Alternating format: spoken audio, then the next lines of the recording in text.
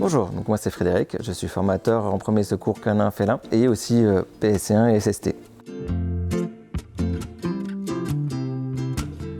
L'idée m'est venue en adoptant Hopi et je me suis posé la question, mais qu'est-ce qu'on peut faire si elle fait une hémorragie, un arrêt cardiaque, un étouffement ou autre? On s'est penché avec Emeline, qui est une amie à moi, qui est éducatrice comportementaliste. Comment faire au mieux pour l'animal et l'amener au mieux chez le vétérinaire? Quels sont les signes, quelles sont les choses à voir sur notre animal?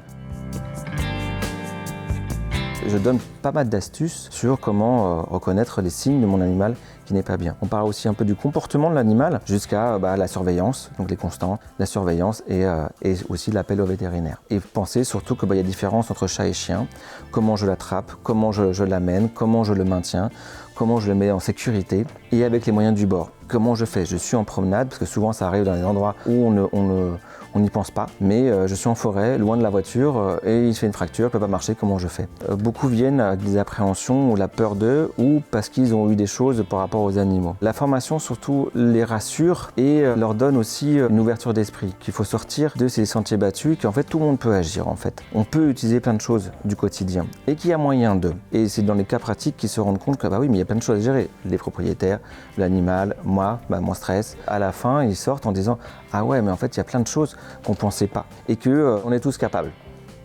Ça me paraissait primordial d'avoir les bons gestes et toutes les connaissances théoriques et pratiques dans le cadre de mon activité.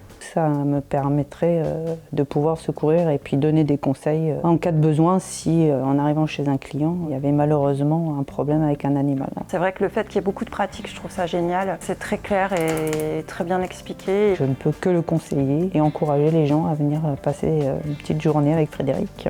Savoir secourir, c'est pouvoir sauver une vie aussi animale. Mieux on pourra intervenir, mieux connaître son animal, mieux ça sera pour lui, le bien-être animal tout simplement. Ça fait du bien d'être en équipe, d'être ensemble, de pouvoir parler des choses qu'on a vécues ou autres, pouvoir partager. Je forme, mais aussi moi je reçois. C'est ça que j'apprécie dans les formations.